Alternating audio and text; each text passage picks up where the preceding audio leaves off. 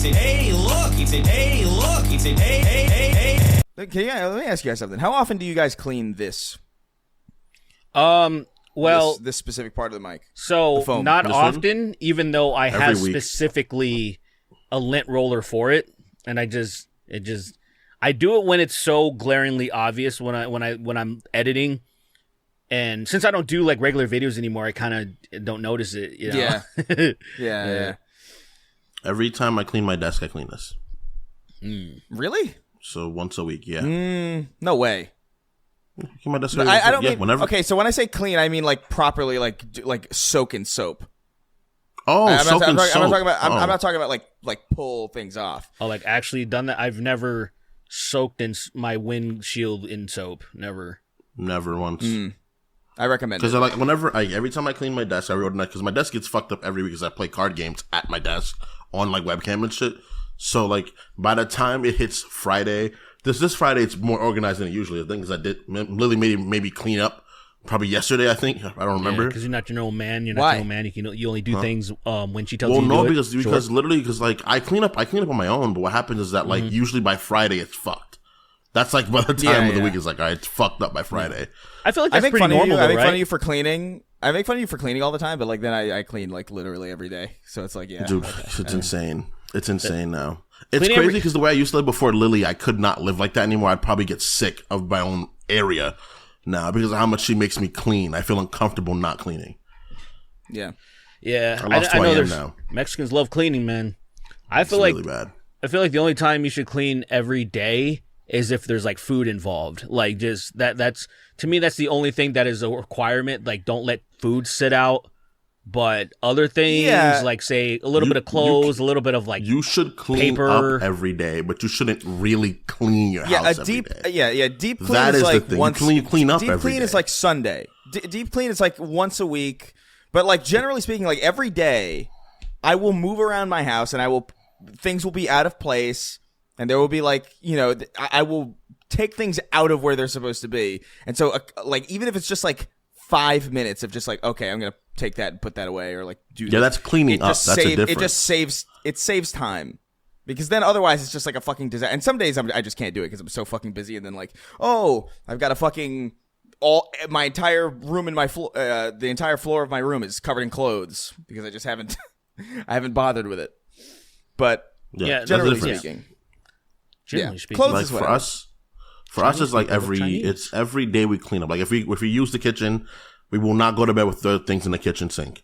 That's a good rule. We don't leave things like on the counters. Good habit. Don't trifle with the kitchen.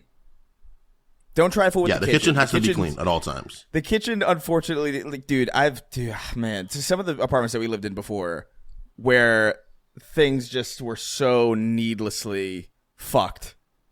Not worth it. Just clean the kitchen. That's what we for kitchen always clean. Bathroom always cleaned, but not like deep cleaned. We usually we clean the bathroom, but like we don't like get on our knees and scrub every day. We do that like on Saturdays. Dude, it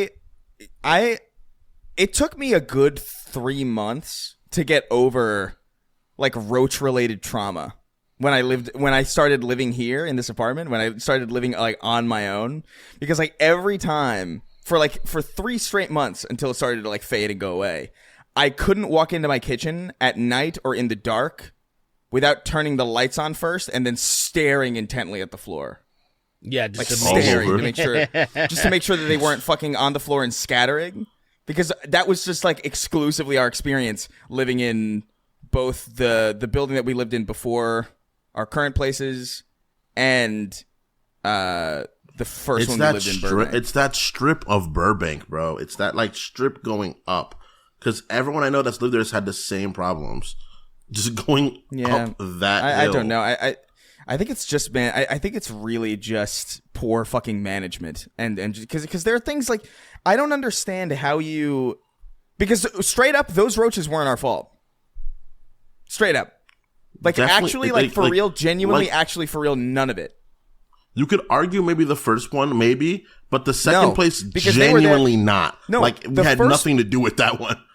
No, the first place even more so, because the first place we didn't even when we moved in, we moved from a place with no roaches first off in Glendale because we had like the fucking 5th floor or something, some ridiculous 3rd floor, but it was the top of the building. And when we moved in, we didn't have any food. And then they were just there anyway. But they don't even need food to survive. They just, what do they eat? Like dust and shit? I hate, man, roaches. They piss me off, man. They really infuriate me. It's usually not most people's fault. It only takes one dirty, disgusting piece of shit, and then all of a sudden they start making in the next fucking apartment. Literally playing with them, fucking raising them, giving them social security numbers, and giving them like anime recommendations, like a fucking psycho living among them. I've been thinking about that because I'm so I've been trying to figure out where would be the best area to move back in California. I'm like, okay, practically, should I just make it most convenient for myself so when I'm traveling to work will be a breeze when we're like recording and stuff? But then I'm also like, what apartments? What should because I will break a lease. I can't live with roaches. You know what I'm saying? So if I got one of those unfortunate situations where, the apartment's presentable, they cleaned it up, so now they're showing it, there's no roaches. And then as soon as I settle in, then it's like, oh, here they come. I'm like, nope, fuck you, I'm out. So I'm trying to avoid a situation like that. How do you avoid a situation like that? I think all you can do is talk to the locals. Like, hey, man, you know about any roach infestations here? Like, because they're the only ones that can tell you the truth. Genuinely, the only way to do it is to talk to the people involved with the building. Because, like, and by the way, I mean talk to them in the sense that, like, Zillow's not. Craigslist is actually like the best place to do it. To find like apartments that are both like cheap or like cheaper than like where you would find on Zillow, but also where you can engage with a real person who's generally going to be a little bit more straight up with you than anything else. Like they're going to be like, yeah, because I remember there was one person that I was talking to. I didn't end up taking it because it was just kind of like an inconvenient location. But one of the people that I was talking to was like, yeah, so we have like an ant problem here sometimes, but like we have like people here to come and we have like people dedicated to come fix it. It's usually like twice a year they'll pop in and it will be a problem. And I was like, I'm surprised you're telling me this. They would never. Our previous apartment managers would never tell us anything like that. They would just sweep all of it under because they're just some company. But usually, like if it's just some guy, it's I don't know. That's been a pretty positive experience, and they'll be pretty upfront with you. But yeah, I don't know. It really is a luck of the draw kind of situation because there's really no reason why my apartment where it is shouldn't have the same number of like there's no real geographical reason as to why like this one is roach free and the other one wasn't. Like it's still in a pretty populated area with like a lot of restaurants around it. Luck. There's grocery stores like completely around it. So like there's I don't know. I don't get it. But it's just luck, some piece of shit didn't move in there and that harbored. Because a lot of times it'll even just takes one person. It takes one person with a really bad apartment that moved in from another area that has roaches in their luggage, and then those roaches start laying eggs and then build fucking nests. And it's like, well, there you go. There's roach colonies all over the place now. That's why I didn't want to. I'm pretty sure that's why Kingston, you had roaches in your apartment. Which one? The one that you lived in with Joe. I'm pretty sure that's why. Yeah. Because, like, you took everything from that apartment, and I was like, I remember I wanted to take as little as possible.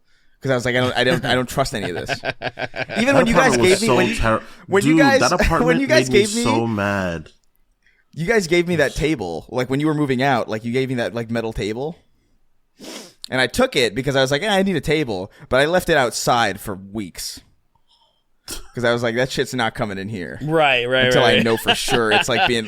Like, and I would go out and I would spray it every day with, like, fucking insecticide and, like, Windex and all this bullshit. Dude, that's why I left just to make everything. sure. Dude, that apartment, there was one time right before I moved. Remember when you were staying with me for, like, that? You said, were you with us for, like, a month? You were with us for a long period of time. You were just with us, hanging out with us at that place. And yeah. There was one time where, like, I was going to take a shower and then, like, sludge came, like, black sludge came out of the drain. And I was like, why is this happening? I was so sad. I was so distraught. And I was like, why? And the landlord was like, it just happens sometimes. And I was like, it just happens. That is what so a insane. Fucking answer. I was like, Ben, Amin, can I move in with you guys? I was like, hey guys, y'all got a spare bedroom, right? Can I please live there? I can't do this anymore.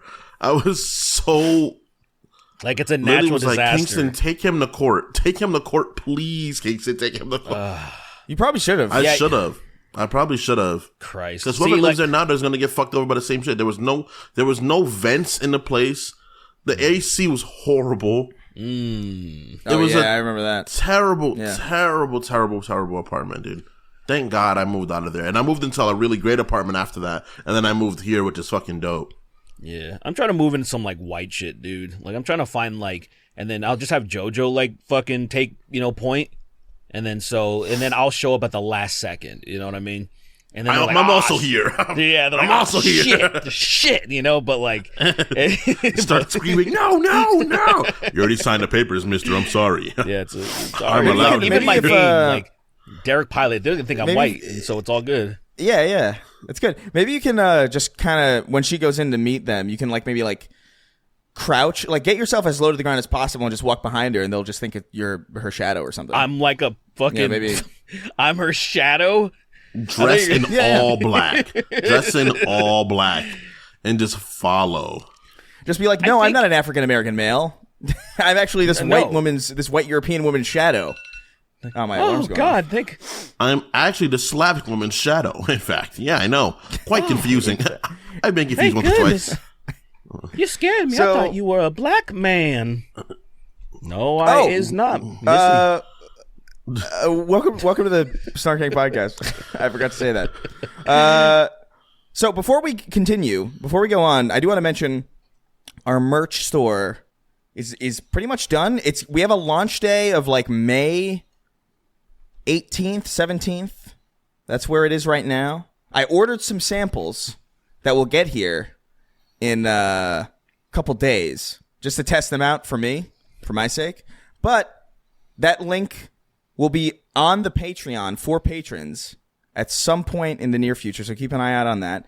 And there's a password for you to get in early to potentially, get a lower price on some of these, and also you might even get some stuff that's not going to be there when the store launches for everybody. Yeah, limited edition I'm gonna put stuff. up some exclusive shit that the public should never see, but you guys will have access to it. Should never see some out of sight shit. I don't know why we haven't done this, but why do we not sell R.I.P. Marcus? Oh, why don't we do that? That is your face. So So here's the thing. I was going through I have a kind of a merch pretty much a lot of the merch it's saved in my phone in a favorite section, and I was going through some of the old pieces I have and other things, and I was thinking something similar in the vein that I'm like, why the fuck have I not, because I don't think my Teespring or Spring or whatever the fuck is active or anything. There's a lot of things that could translate over into the podcast itself that I'm like, it just recently, we need to figure that out for sure. Maybe even make a 2.0, because I did have something that was made a while back when it happened. Jesus Christ, that was forever ago. That was in 2017 when it happened. That's crazy. Time ago. That was insane, dude. I was like, what? Derrick died? Yeah, that was the craziest thing about that video is I had never spoken to PewDiePie before, because why would I? And then he saw a video I made of him where I kind of took it easy on him about the N-word thing, because to be honest, I was like, I don't know this motherfucker, but I would put money down on that he's not a seething. Remember the PUBG thing with the bridge? Oh yeah, the iconic bridge scene. Yeah, so he said the infamous gamer word, and then I took it easy on him because I'm like, I'll be honest, I thought that shit was fucking funny, and I put money on it that I think this fucking Swedish dude is clearly not a seething racist. Like, I think we can calm down and say he said the gamer word because he played too much fucking Call of Duty and whatever else because it infected you know him. how it gets. You know how it gets when you had a bad round and you're like, I should probably stop. I should probably stop. I wasn't mad at him. I just thought that was really dumb that he said. It was like, stupid as hell. Him being as famous as he is. Dumb. It's like, guys, he had a moment where he forgot that he's one of the most famous online creators, and he just reverted to like, I'm a regular person and I'm gonna say some horrible shit. And sometimes you gotta say the worst thing you could possibly think of at the moment. You gotta reset. You gotta reset, dude. I've been there when you're like, you've had a bad game and you're still playing, and you know you need to reset. You have. You know you need to reset, but you're like, I'm gonna play another game, and it's like everyone around you is like, yo, maybe you should take a breath, bro. Like, you're kind of walding. And then you're screaming the N-word out of the second story building.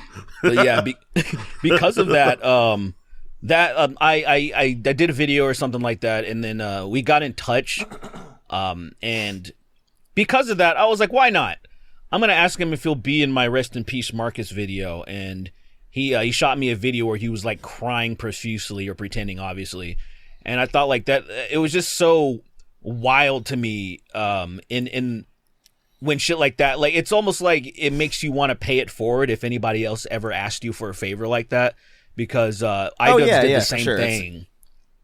Like, iDubbbz did the same thing when I asked him, like, hey, could you do this real quick? And then he went above and beyond that pizza thing. Like, that's still, when I think about that every once in a while, I'm like, I can't believe you fucking did that. Because to me, I would expect spend 5 seconds getting your phone, putting something, and then sending it, and I'd be like, thank you for your time.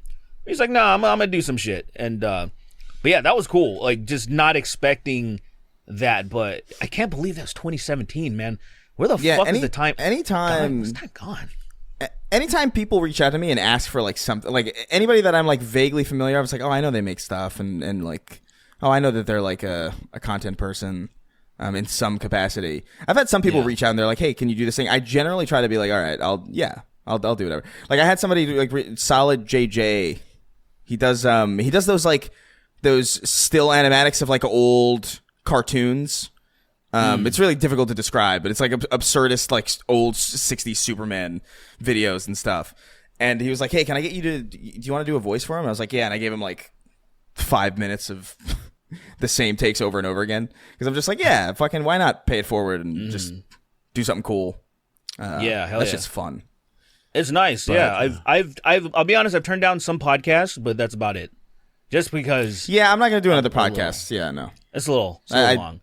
It's a little long. The idea that I would have the time to do any other podcast is fucking stack. Like, I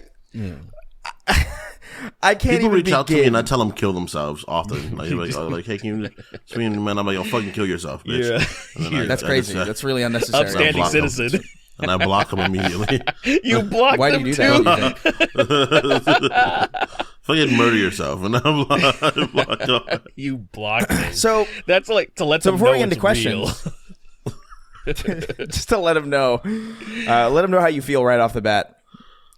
Before we get into questions, Derrick wanted to. It's really the only topic that we thought to talk about today, because I'm looking on Twitter, ain't nothing happening, ain't nothing going on. But Derrick wanted to talk a little bit more about the Fallout show. I thought we talked about it on the show, but I guess I don't. I think, you know what it is? I think I talked about it a little bit more on Sacred Symbols, probably. Or like one of those shows. And I can't fucking remember where my life begins and where the shows end anymore. So yeah, take it away. What is it that you want to say? I do declare that I want to talk about. So I got a lot of people were asking. They wanted, I guess, more of a clear take on. I went on a couple of rants. One was spoiler free on Instagram, and then I kind of just did some spoilers on TikTok, but then I deleted it because like, no one fucking watches my TikTok is like nothing. It's barren. But I've seen everybody give the show universal praise, and I understand why. I totally get it. But I didn't see anybody, I guess, I swear I'm not autistic, man, but like the stuff that I'm feeling like I am, because I'm seeing almost nobody saying the pointing out the things that were kind of like bothering me in the show, and that only has to do with just writing decisions with like moments and like plot points that were seem completely contrived to me in ways that it makes it very hard for me to enjoy in other shows. Like say, even when like The Walking Dead was still good, people enjoyed season 3. I use that as an example. We've talked about it on the show before with like Michonne versus the governor. There was that moment with the machete, or not the machete, sorry, the katana, and she has him dead to rights, and instead of just slicing his head off or doing whatever, shoving it up his ass, whatever like that, just puts it under the neck, tries to choke him out with it. And it's one of those things that is so contrived that I'm like, it's hard for me to focus on anything else because that was such a crazy decision to make. And I feel like there's quite a bit of those. So, I mean, admittedly, from just what I'm seeing from people, what I'm seeing from people is that I feel like there's like a zeitgeist going on. This show did something so wonderful that a lot of other shows didn't do. Like, say, obviously, most people are comparing this show to the Halo series because the season 2 just wrapped up not that long ago. So when they're comparing the fucking garbage that happened in the Halo franchise, the Paramount Plus series, versus the tender love and care that is put into this Fallout series, I feel like they've completely looked over a lot of conflicting things that have happened that seem kind of lazy. And I would say purposefully lazy, because there are moments in the show that are so masterfully written that I'm like, this contrast feels like there are different writers working on each episode or something, where it's like the consistency is really fucking weird to me in a way that I'm like, that was awesome. What an amazing scene. That was great. I'll just say, because I don't want to get into spoiler territory yet, I will put up something because I have to say something. I can't be too vague. But all I will say vaguely, I've had no problems with this in the vaults. Everything that has to do with the vault dwellers, everything that's gone on with that, I've had a fucking wonderful time watching it. There hasn't been anything where I've been like, why the fuck did you do that? Why does this, why they would never do that or this, that. It's just been fun. I love the characters. I love that guy that I was actually thinking, Lucy's brother, I forget his name. Moises Arias, bro. Yeah, that nigga. Moises Arias, yeah. I know him from Hannah Montana show, because I used to watch Hannah Montana. I was gonna be like, this is, I was like, I feel like they robbed Chris Reagan of a role. Where I was like, you could have done that. You could have absolutely done that. I was like, this is Chris's role, man. I feel like in a different universe, a parallel universe, that is like, you would have fucking done that. If I chose to become an actor, unfortunately, I've ruined any possible prospect of that ever happening for me. Yeah, not anymore. It's far too late now. It's far too late now. But we just gotta get alternate timeline. We just gotta like find the right Harvey Weinstein type, you know? Just do a couple of favors. Yeah. I'll fuck the new Harvey Weinstein, and then I'll get into the pictures. I genuinely I loved seeing him, and honestly, look, I don't know, man. Have we all seen the show? Yeah, I feel like I know you're not done. I know Derrick's not finished. I'm with not it. completely done. It's Amazon Prime. It's all out. It's all out. Yeah. We'll let you know when it's. I feel like I kind of just want to talk about it.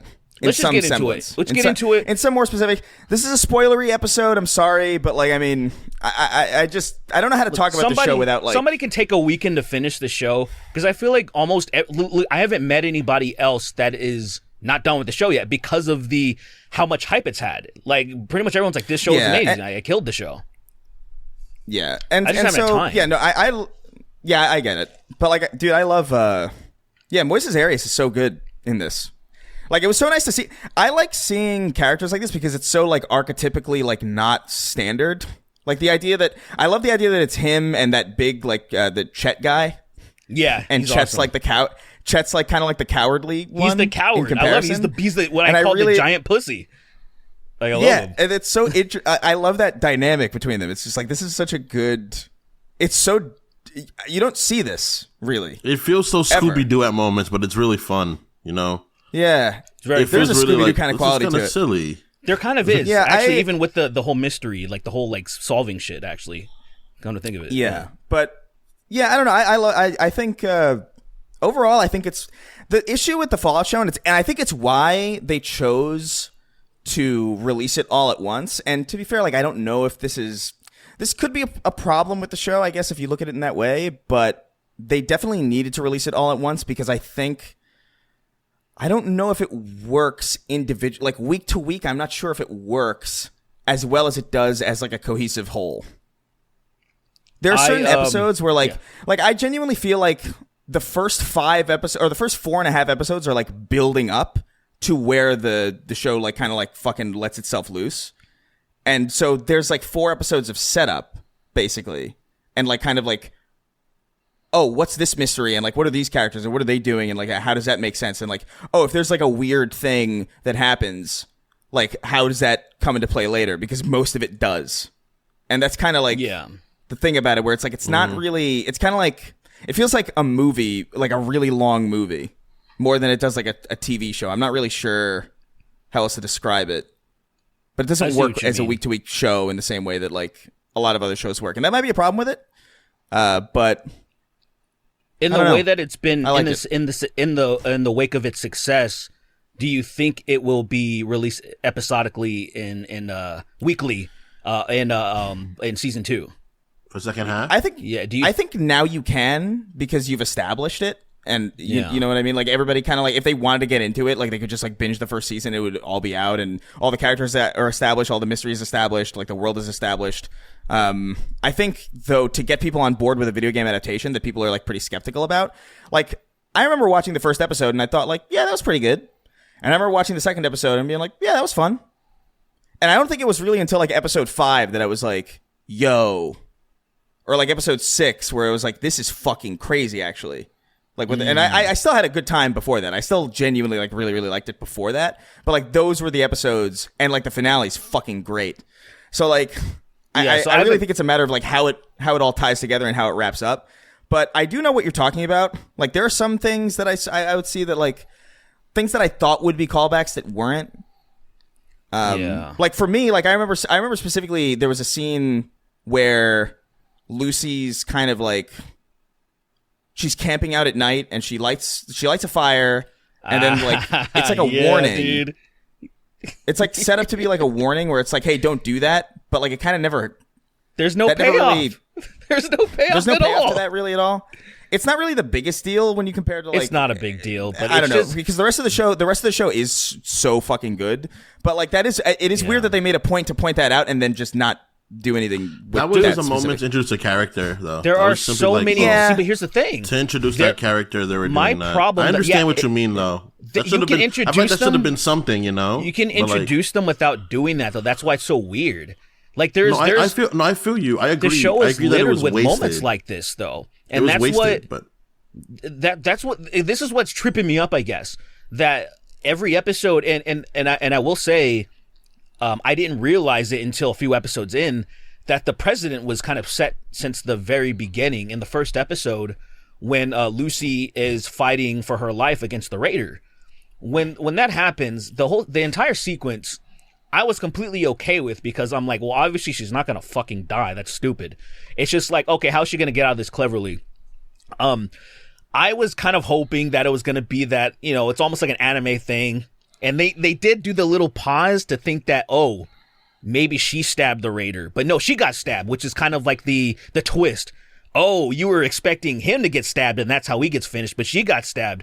And then he's like trying to choke her. So this was where I was already kind of like retroactively thinking about it of how this raider, is he like the dumbest person on earth where he had her dead to rights and he just didn't kill her? And I would expect the writing to just do a better job on how for her to get out of the situation. And why I'm even nitpicking this at all. I think that was fine because didn't she get the thing and hit him in the face, break it, and then like serrate his jaw open? So here's the other thing. So he survives.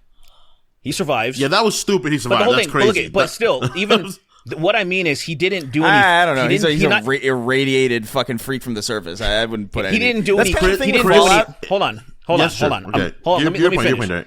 So he didn't do any type of killing blow, which you're a raider, you would have just killed her. But obviously for the show, she had the plot armor. But I'm just saying this happens in the show a lot, and I'll get to it later, that there are better ways to write this than I'm like, because I expect her to survive, obviously. She needs to make it to a specific destination. But like, let's just make it more believable.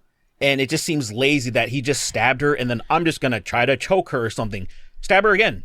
Stab her, you finish her. You would logically try to finish her, but instead you wrote it in a way that it's just so fantastical that it kind of takes me out of it a little bit.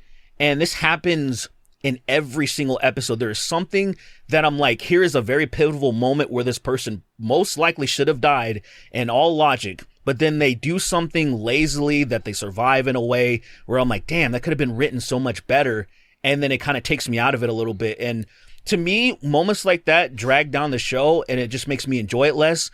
And then I guess where I felt a little bit, because I'll give more examples, but I just felt a little bit like, oh, that's weird. I see people doing this all the time when they'll shit on other shows. Even when they're great shows, they'll point out these fucking retarded moments. And I saw nobody doing that, and I kind of felt like, oh, I think people are just so grateful for this series that like they are completely looking past moments like this. And that's just how I feel, because when anytime you bring up like a Michonne, or you bring up like dumb shit that happened towards the latter seasons of Game of Thrones, people are like, yeah, unanimously, like, I can't believe they fucking did that. Why would they fucking do that? In a way that like, say, they're already upset, so of course they're gonna point out all of the shit that's pissing them off. But when you're in a good mood, you can kind of overlook a lot of shit that's like glaringly, and I just gave one example. That's just one. Yeah. There are way worse examples than just that. There are way worse. I haven't even let me say what you have to say, and then I'll continue after.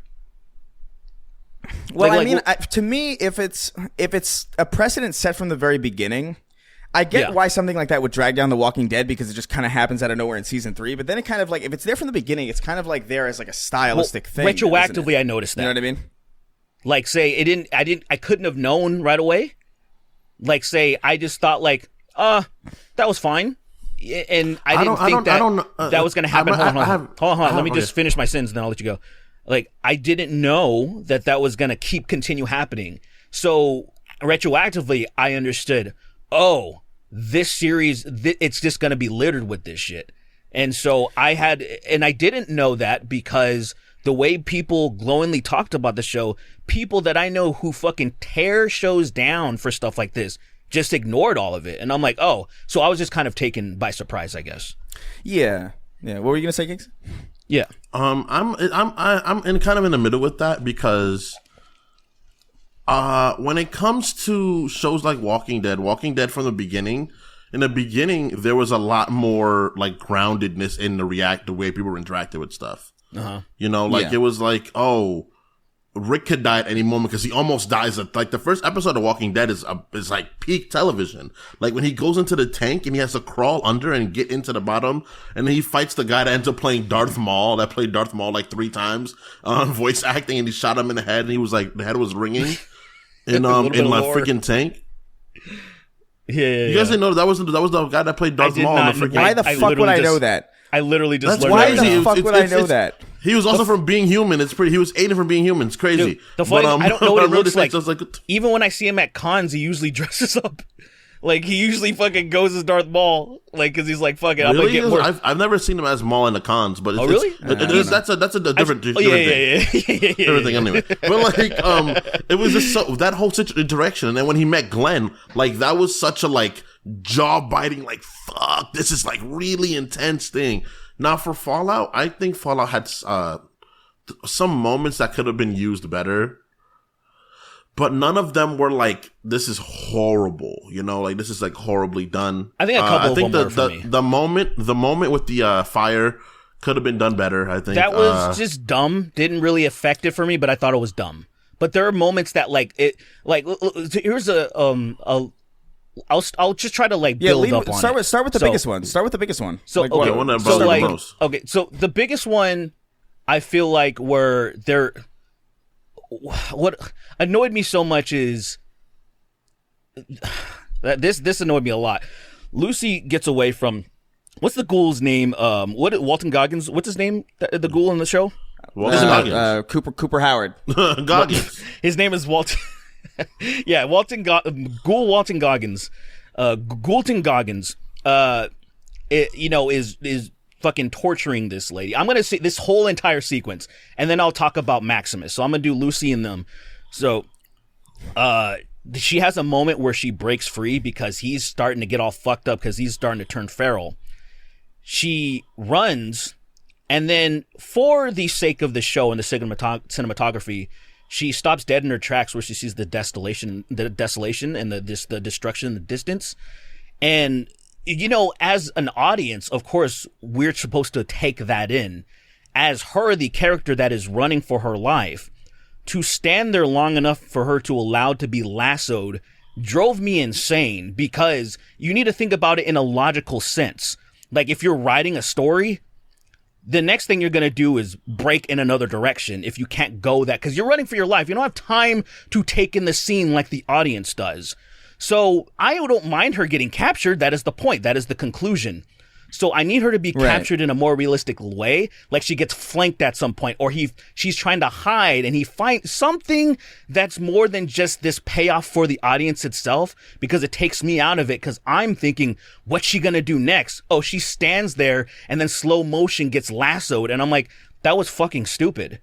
And people don't think about this, because if she escapes, it changed the entire dynamic of what happens next, which is her being fucking sold off to get her organs harvested. That is like an entire lead up to something. Yeah. It would change the entire outcome. And furthermore, I want to continue with that. So she ends up, with Snip Snip, which finally I met Matt Berry. I was like, hey, Matt Berry, awesome. So Snip Snip sedates her. Oh, she's fucked. Oh, wait, no, she's not fucked, because she gets sedated briefly and wakes up right as she's about to get her organs harvested, which miraculously allows her to escape in a way that I'm like, am I supposed to be the dumbest person on earth? Like, okay, so does Snip Snip only sedate people long enough so where they can wake up and then be harvested, and she's the only one that's ever escaped? I know she's not supposed to get her organs harvested. Write it better for her to escape in a more logical way than... Why would you not have her sedated the entire time and just harvest her organs? Like, I'm supposed to just fucking be so stupid as an audience member to be like, yeah, that happened. Like, it's just... I don't think I have a problem with that moment in particular. I think maybe the running away moment, I could be like, all right, cool.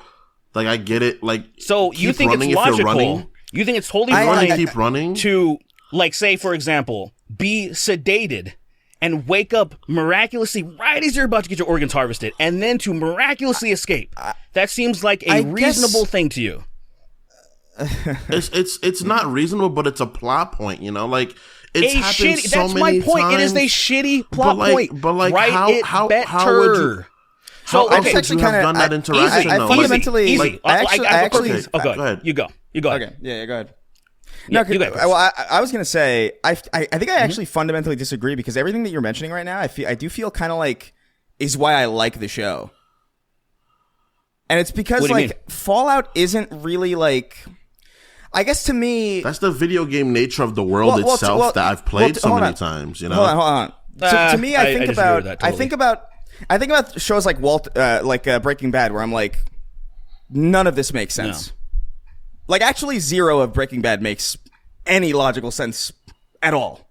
Like, why would this random white chemistry teacher be a better drug dealer than, like, the entire fucking cartel? Like, it makes no... Well, he's supposed to be a fucking genius, I guess. He's a genius, so... as well as I... Like Elon Musk is... He's not a genius. He's just really good at making drugs. To me, the thing that That's doesn't all make he sense... is. To me, to me, the thing that doesn't make sense is him becoming a supervillain in, like, less than a year or whatever it was. That's the thing that doesn't make sense to me. I don't, somebody being extremely a genius, because a lot of people that are really smart don't get into the drug trade.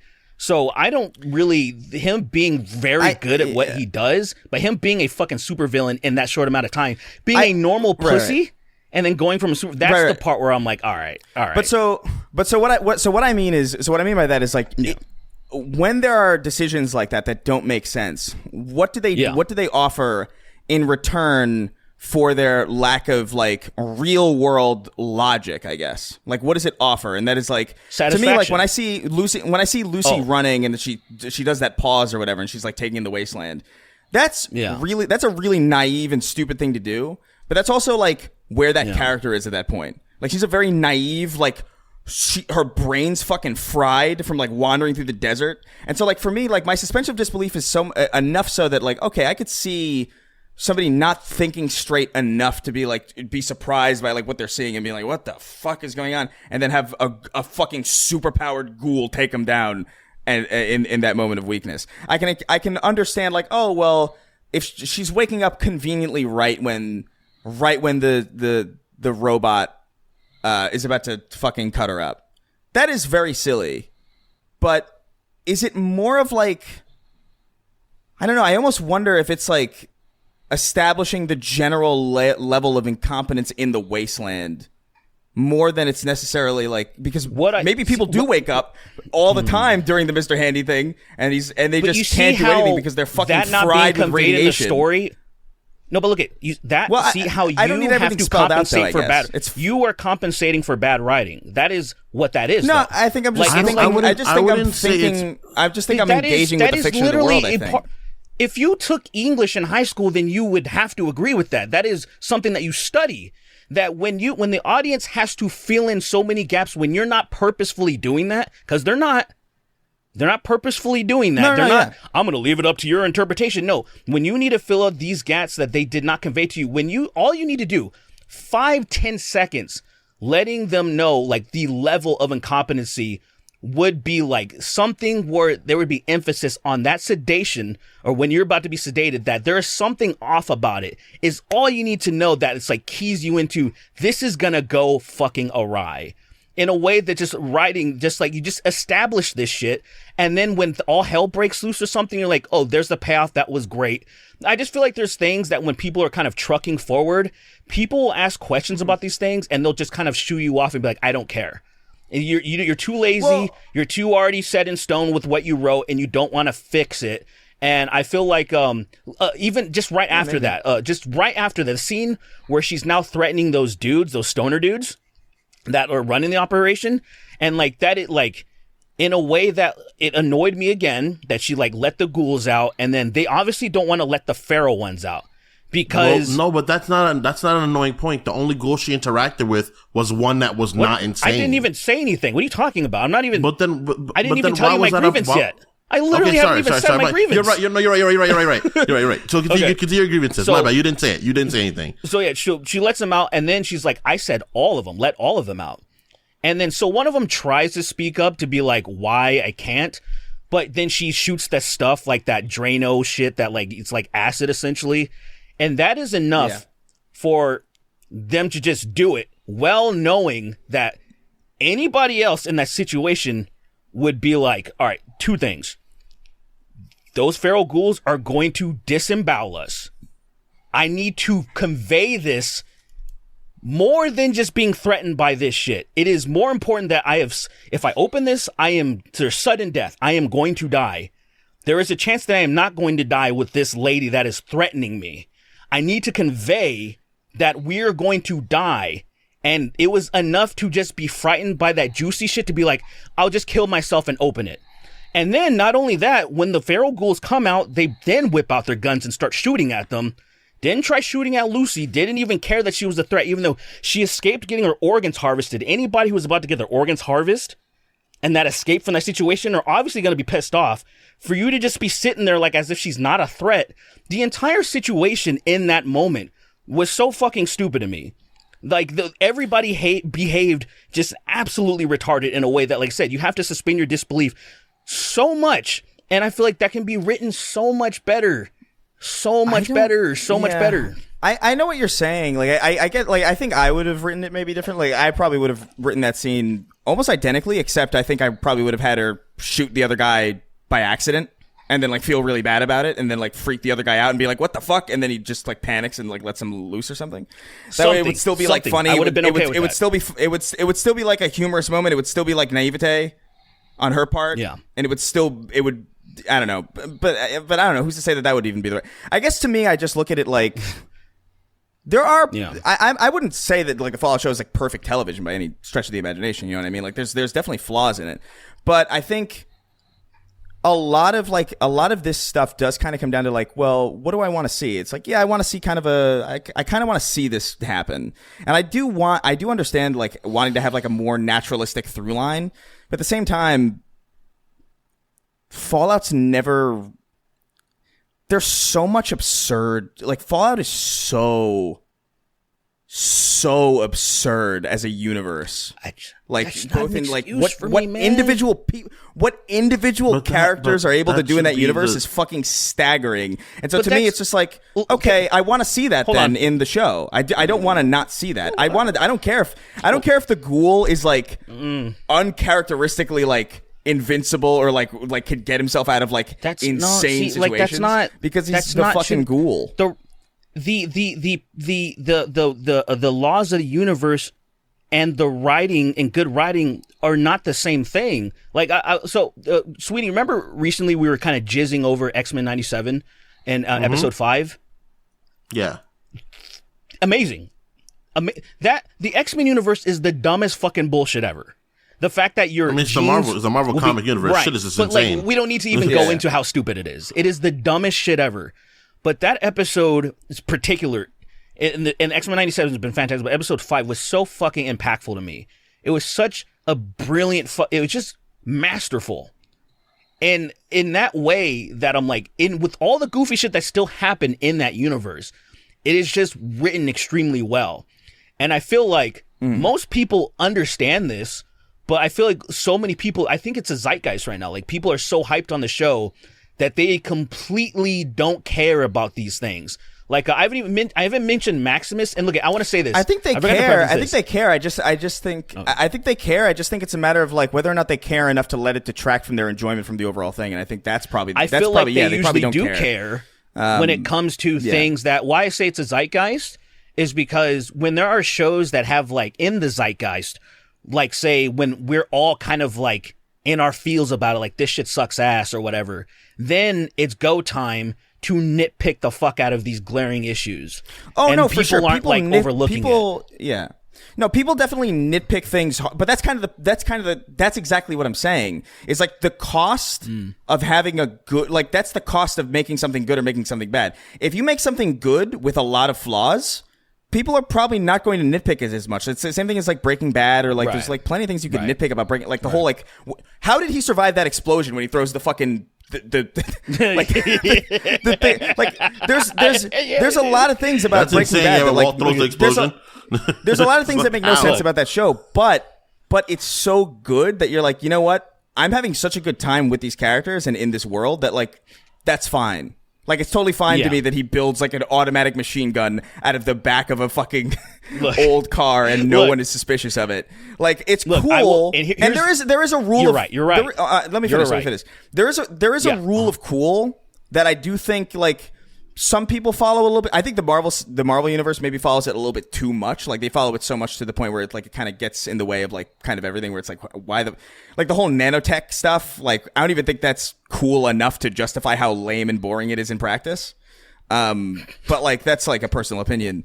I do think there's like a rule of cool aspect to it where it's like you have the Halo show where like I saw things in the Halo show where I was like it's not even that that's a bad idea. It's just that this decent idea is surrounded by everything else that sucks. And so because of that, even this decent idea sucks and I'm going to rip it the fuck apart. And that's kind of like what's happening in reverse with the Fallout show. And like I would say other shows that are just enjoyable and like kind of fun to watch and wrap up satisfyingly is that let me be clear though. I want to. Yeah, go ahead. I need to be clear about this because the audience. You should always preface when you're complaining stuff like is there a point to your complaining.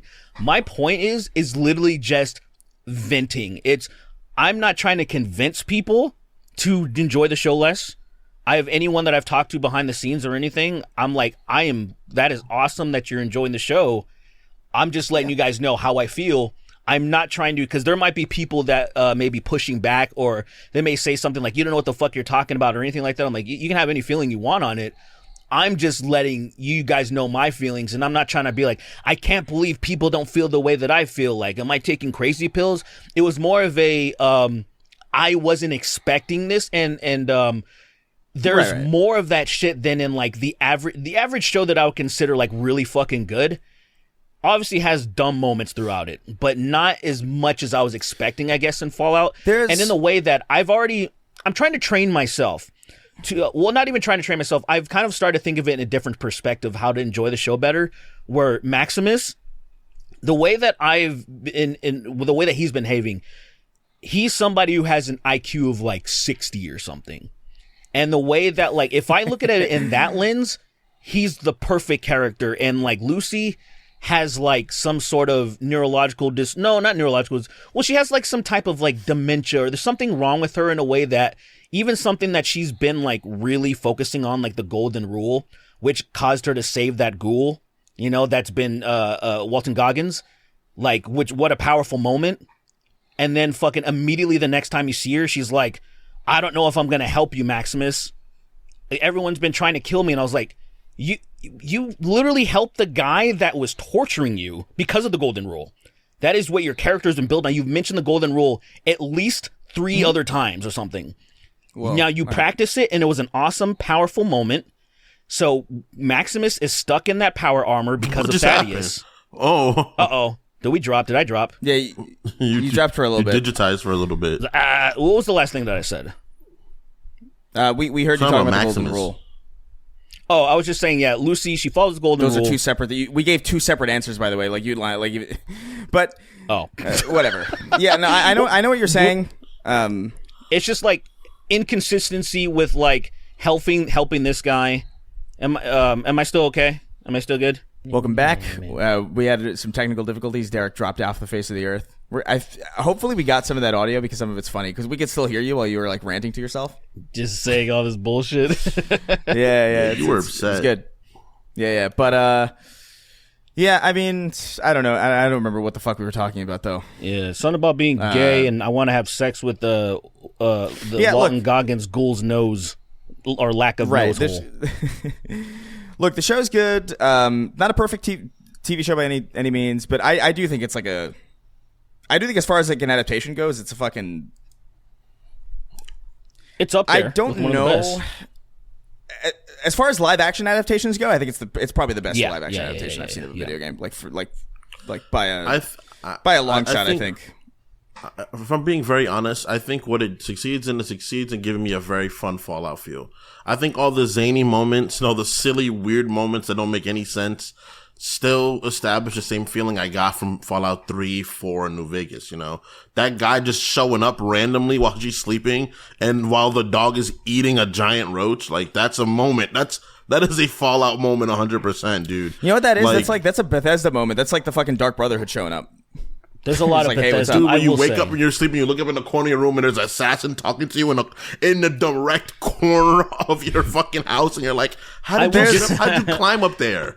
It's funny that you say that, though. You do say that the Bethesda moment, because I was thinking about that with some of the moments, some of the wackier things. I'm like, you know what? I need to treat it as the way that we even treat, like, Skyrim was the perfect example of, there's so much bullshit. And let's be honest, the writing, when people talk about Skyrim as like, quest and like the writing, and it like, no one's really like being like, oh man, the writing is so brilliant in Skyrim. It's like, no, it's the whole experience and stuff. And so there are moments, though. There are definitely moments that are like very well written moments. But yeah, it's not the whole game. Come right. On, like, so the like Khajiit you meet that's constantly trying to kill you, and you're doing the freaking school thing, and he keeps giving you the fucking cloak that blows up on you, and then you confront him, and he's like, I don't know what you're talking about. I'm like, bro, you tried to kill me for weeks, dude. I hate you. See, I love that though. Josiah has no clue what you mean. I'm like, stop. There's a great character that I won't spoil it for Derrick, but like there's a character who like you think is not going to be really important at all, and he ends up reappearing many times. He's very, very fun, and it's very much like that kind of thing where it's like, this is a bit like one of these random Bethesda characters that just kind of like follow you, but. I don't know. As an adaptation, I just think I think it's wildly impressive. I think largely because they had I feel like they just had a harder job than The Last of Us. I feel like The Last of Us is already a TV show as it is. So like, I just feel like generally it's wow. He's scrolling fucking TikTok in the middle of the fucking show. No, I was trying to look up the Wild. I want to look up the timeline, and I ended up fucking my phone ended up just making noise immediately. The timeline. No, I think this is after 4 technically. This is the latest in the timeline. Yeah. Yeah, it's like the most recent 4 thing. technically. So that means that did you play 4, Derrick? Of course. Yeah, so that means that the Brotherhood's like main base is already gone. It's already because like you blew it the fuck up in 4. Wait, but that's if you didn't decide. Yeah, if you didn't is side that with them. canonical to like? Is that like what they decided? I think the railroad, because you know when they go down to that weird place and they see that. How far are you, Derrick? What episode are you on? He's 4. I think. I'm probably towards the end of 5 or something. What have you seen? So what is the last thing you've seen? So the last thing that actually, so maybe the middle of 5. So the last thing that just happened, which I thought was a great scene, the bridge scene with the fiends. Like, that just happened. Yeah. Yeah, like, I thought that was a really cool scene. So I'm not going to spoil something to you, but the synth stuff, I think, is the main ending of 4. I think that's the main ending. Where I think you help the railroad. I think that's the main ending of 4. That's like I could be wrong. I could be wrong because I don't think. I don't think because what is isn't your son trying to fucking kill everybody on the surface or some shit? And you're like, you're bugging. I don't remember what I really hated that part of Fallout 4. Honestly, I liked everything else except for that entire fucking thing. That entire my son. Everything about the game except for when you meet your son. I thought that was the only part that was like, this is dumb. I mean, but the settlements were annoying obvious too. That was gonna happen. It pissed me off. Oh no, it was obvious as fuck, dude. But like everything about it was amazing still was until stupid. that one moment. And you know how stupid it was? I broke my gameplay. So on Xbox One, to be clear, maybe there was some bugs, but I broke the game because I was so annoyed that I killed my son and everyone surrounding me, and then I couldn't do anything. I couldn't leave. I was like, and then the fucked up thing is my only save state, like a moron, I saved just a little bit before I was doing my rampage of killing, and so I was stuck. I couldn't leave. I couldn't go further back, and I was like, I ruined because I wanted to go fuck up the Brotherhood of Steel. No, I think I already did. I can't remember. That was awesome. That mission I will awesome. say, man, that mission's awesome. Destroying the Pridwin in Fallout 4 is like one of the and jumping off in the power armor is so fucking sick. Like that is a really fucking cool moment from that. Like I don't know, man. Fallout 4 gets a lot of hate, and I get it. Like I totally understand the reasons why, because it is a step down in like a lot of like mechanical ways. But I feel like genuinely, from a sheer fun factor perspective, I think it's the one that I had the most fun, like the most raw fun in. I think Fallout 4 is a better video game, but it's a worse RPG than the other ones. I think it's a better video 100%, game. Yeah, I agree. I would agree with that. Yeah. I think the streamlined nature of Fallout 4, and a lot of people were... Now, since I'm used to BioWare games, I didn't care about the dialogue tree shit. It didn't bother me because I'm used to it. But I know a lot of people were really upset about that, too. Like, people, the thing is that, like, we've played BioWare games, so we're like, this is just not going to be as in-depth character-wise. I understand that. This is not BioWare. I'm fine with that. But people were like, it's such a letdown. I'm like, this game is still really fun. I think the RPG aspects, like building, I made my character so overpowered, just me and dog meat. I could carry like 600 extra pounds. I could have dog meat like finish off every ghoul I can run into. Like, I wouldn't have to fight. Dog meat would just go kill people for me. Like, oh, this is really awesome, dude. And then like, people were like, this is a bad game. I'm like, this is a really fun game. I just don't think it's as narrative heavy as like New Vegas, particularly, and then 3, because New Vegas had a lot of like dialogue, like a lot of really cool dialogue. It's definitely not as well written as New Vegas. I don't really care that much, and I may be in the absolute minority when it comes to Bethesda games. I don't care that much about the lore that much. And a lot of the story. I love being engrossed in their worlds, like just doing crazy shit in them. I'll always finish the main quests. I'll finish them. Yeah, but I kind of don't care. I'm being honest. No, for sure. The main quests are approachable enough where it's like, yeah, but I didn't give a shit about the main quest in Skyrim. It was all about the Dark Brotherhood and the Thieves Guild and stuff like that for me. Yeah. And then in Fallout, it's just like I'm really in Fallout for the feel and the atmosphere in the world and all that stuff. And I think they nailed it in Fallout 4. I just think. I mean, bro, I didn't like the voice protagonist. I thought that was kind of annoying. I just a lot of people have a lot of people have a problem with that. The biggest reason why the dialogue options got neutered. Actually, yeah, exactly. I know that. That's I'm so used to that. That's why I said like BioWare did that with Mass Effect in a way that since I was just kind of like I'm so used to this. I know personally I'm not going to be bothered, but I know people are going to be really upset about it, and I'm like, I get it. Yeah. Generally, like if I'm playing, because if I'm playing an RPG, I like to think of like how my character would say it, and to have it dictated for you kind of like takes you out of it a little bit. It's not that big of a deal though, because like that world is just so fucking. I don't know, man. Even 76 has a really good map. It's just a shame that there's nothing to do on it, but like their worlds are really fucking good, and that's like really where I come to. Bethesda games 4. It's not really for anything else other than that. I don't know. I think I'm a very like soft spot to 4 because I've been to Pennsylvania in that area, so seeing it. Well, that's Boston. Is like, well, it's Boston. No, it is Boston, right? Wait, 76? You talking about 76? No, 4. No, 4? No, 4 is Virginia, isn't it? 4 is Boston. What? No, Virginia is Virginia. 76 is Virginia. Oh no, you're right. I'm getting my shit mixed up. And then right 3 is DC. Yeah, I was thinking of New Vegas is. I wonder where New Vegas is. Obviously Vegas. Yeah, let's. But yeah, I don't know. I don't know. I recommend it. I do think it's a show that I would reserve generally judging it until you're done with it, because I do think a lot of things wrap and intertwine, and there's a lot of foreshadowing. Like I watched it twice already. Like because I watched it the first time, and then I've had it on in the background as I've been doing other things. And I'm noticing things that I didn't pick up on. I'm like, oh, shit. That's really interesting that they did that. Or like, oh, that comes into play later. It's like, oh, I didn't notice that was this. And they really gave a shit as far as like planting seeds. Right. And they confirmed season 2, which is pretty exciting. Not surprising, though. Although maybe a little bit, because I was wondering if they were even going to bother doing a second season. I thought maybe they would just be like, hey, here's a season of TV and then like a game and fucking whenever. Did it end satisfactory enough to where it could only be a season? It's like content enough where you could see them doing that or continuing it in a game in some way. But I do think like they leave enough open where it's like there's a lot of questions and there's like a lot of like interesting things that happens and like huge implications for that universe going forward if they're going to stick to what they've done. Pretty ballsy. But yeah, I mean, it's good. Really good adaptation specifically. Not perfect TV necessally, but yeah. I don't know what if you were a Fallout fan, like I don't know what you could have asked for.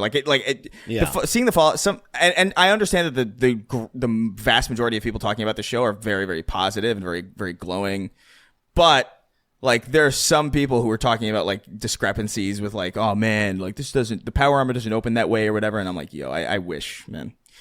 I wish I had your problems. See, like I feel like that's real nitpicking. Lucy, right, she has makeup on it. I'm like, I don't fuck, dude. I don't shut the fuck. Shut your fucking mouth. Like stuff like that doesn't bother me. Why she have makeup on? Where'd she get makeup from? Where'd she get makeup from? Oh man, she been on the wasteland for days. Why'd you have makeup? I'm like, because she's fucking like has cummable eyes. You know, like eyes that you want to cum on. That's why she has makeup on. Why does she have such big fucking eyes? She's a fucking owl. The point where you're at, Derrick, you're at the bridge scene. Yeah, that just happened. Yeah, I love that scene. So Thaddeus is in play for you. Yes, I love Thaddeus. That was like a surprise. Like I was like, this character's so stupid. I love it. You know what I really like about this guy? He randomly, so I've seen him a few times on, he's a comedian. I've seen him a few times on like Your Mom's House podcast and stuff like that. And he, out of nowhere, when I did, this was probably around the time when Eddy from Stranger Things did that Master of Puppets thing or whatever in the Upside Down. And then that shit got all really popular. So then I did a gay parody of that, of course, of Master of Puppets. And that dude, Thaddeus, out of nowhere, commented on my fucking Instagram. He's like, oh, like, this fucking rules. And I was like, where the fuck did he come from? Like, are you serious? It like fucking ended up in his algorithm. And so it was a fucking big surprise to see him in the fall. I was like, oh shit, Tim. So that's pretty cool. That's so fucking funny. Yeah, no, he's great. Like by the end of the show, like every character is just like really, like I don't think there's a single character in that show that like I don't. Like even Maximus, who I was really like not on board with Maximus for like a while because I was just like, what is going on with this? And it took me a while to figure out like what the fuck the angle was. Dude, I hate and then once Maximus. I figured, he's retarded. That's the angle. He's been raised in this fucking religious cult and like the fact that he doesn't know. You got to the part where they escaped Vault. No, quiet. All right, never mind. No. Oh no, Don't worry like about it. so something Don't worry has. about Don't worry about it. It's did really it. not that You big of a did it. Not me spoiler. this time. That You is did it. true. Not That me is this me. time. I mix up the order. That's why I stopped it's really talking not, about it. That's why I I'm haven't okay used with the word light- anymore. It's not that. Look, it's not that I'm big of a okay deal. with light spoilers. It's but fine. There's a great. There's a certain interaction between him and other characters where it's so profoundly autistic that you're like, oh. He's on the spectrum. He's firmly planted on the spectrum. This is one of the most sheltered people that has ever. It's really good, but like by the end of the show, you're like, whoa, what are they doing with him? So like, I don't know, man. I think they did a good job, but yeah, let's move on to some questions. Okay, I take it back. He's not retarded. He's neurodivergent. Okay. That actually explains even more because I was like, why is he a savant at headshots? Like he's a fucking excellent marksman. That explains Perception a lot, 10, actually. man. That explains a lot. That's also part of that's part of also why I like the show is like because I look at like what people do and like how they go through everything and like I think about like where they've spec'd. Where like, he's obviously this person's obviously like a shit ton of luck and no fucking charisma. This person's like max strength. Like think of it like Moises Arias. Moises Arias is definitely tech. He's a tech character. That's why all those computers are fucking light work to him. He just walks in. He's like, oh, jackpot. Yeah, he hacked. It's the game. You know, it's good. It is the game. It's a good show. I do agree. I do agree. Like my shit that I have problems with shouldn't deter you from watching the show at all. Yeah, I'm curious to hear what you think of it when you're done with it. I hate Maximus. That'll be like I really hate Maximus. He looks like Jonathan Major and Cuba Gooding Jr. put together. He looks like a perfect fusion of those two men. He does look like fusion of those two. He does look like a Kang. Dude, he looks like Kang and Cuba Gooding Jr. That's what's bothering me about him. He doesn't look like one person at any time. That's actually upsetting me. He looks like two humans. He looks like two famous black humans at the same time. It's a little jarring. Like this. It's a little jarring because he looks a lot like my friend Malik from when I went to Catholic school. It's like very jarring. It's like, oh wow, man. I thought it was him for a second. I was like, what the fuck? When did you do this? Congrats. When'd you get into acting? What the fuck? You never acted before? It's like kind of uncanny. But anyway, let's move on to some questions. We don't really have many, so we'll blitz through some of these. Although, like, I'm sure there's some further back in the list. But like, I'm trying to keep up to date with these. Where is this? Genghis Khan voice. I'm over here stroking my dick. I got lotion on my dick right now. I'm just stroking my shit. Wrote in. He says, "Hey, you three. I'm planning on touring a country for the first time, and I'm planning on going to the country Georgia, not the state. What countries have you been to and would recommend? I've never been anywhere." Oh, well. The Caribbean is nice. I've been all over there. You should try that. To the UK once. Try going somewhere sometime. I can't be fucked. You know what? We're gonna go. We already said. I know it was tongue in cheek, but I'm gonna make it happen. I'm gonna will it into existence that we're gonna do a show in Australia. I want to make it happen. I'm gonna make that. We'll do a show. We'll do a live show in Australia. I know I'm supposed to do a live show in London for Sacred early next year or something, which will be the first time I've ever left the country really, because I've been to Canada and I've been to parts of like really close to the U.S. Mexico, but like I feel like that doesn't even really count. It doesn't count to me. So yeah, like to me that's like yeah. I realistically speaking, like fundamentally, like as far as like what a country means, as far as like distance and cultural differences and like being to several different states, I would argue technically counts, but I haven't been to other countries. Like I haven't been to like fucking Europe. I haven't been to like Australia. So, you know, we'll see where that goes. I would go to Australia, but I get a little worried about ending up in a BioShock scenario over the ocean. I don't really want to crash. Yep. It's Planes are the worst thing on the planet, man. It's annoying, Nothing but is more terrifying. just get really tired, or I guess a lot of people just take what was it called, Xanax or something? I think that one. They Yeah, just yeah. Take like Can you things that would put them out. Yeah, can you furiously jerk off to go to get yourself tired so you can go to sleep? Is there like a jerk off room in those? As long as you're big not planes? loud in the bathroom, you can do it in the bathroom. You can bust in the jerk sink. off. No, it's But out of you the can't- question. Out of the question. I have to be loud. That's going to be complicated. You're gonna Everyone have to- must know.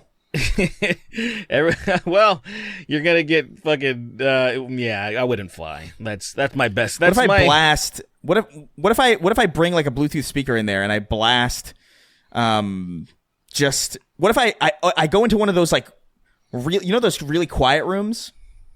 Those like super like the ones where like the foam is on the ground and on the ceiling What if I like record the silence in that room? And then like blast it as loud as possible, so the silence blankets over whatever I'm doing. I'm playing loud, quiet. I'm playing really loud, quiet. If What do you play know how on some quiet? sound works, that is a scenario that can only work in the Fallout universe. I guess that is all I can say. Yeah, for sure. That reminds me of those. Do you remember those troll physics memes from back in the day? Like where you would have like some like had a perpetual motion device and it would be just some guy holding a magnet in front of a metal car to pull him forever. No, Like it's so it's stupid. very, very stupid. Like they make sense, but in the dumbest way possible. Yeah. Then the guy's like, I'm just gonna jump out of a plane before it hits the floor and I'm fine. It's like, Yeah. no. I've That's thought not about like planes, by the way. elevators crashing, and then right before you think it's about to hit the ground, you jump and you're fine. Jump. Yeah, exactly. That's another example of it. That's another example of it where it's just like this is so like I understand like mathematically like if you were to input that system in like a simulated reality, it would probably work. It would Because it makes absolutely enough- not work. There's not. It totally, Kingston. Kingston, it literally does because that's how video game fall damage works a lot of the time.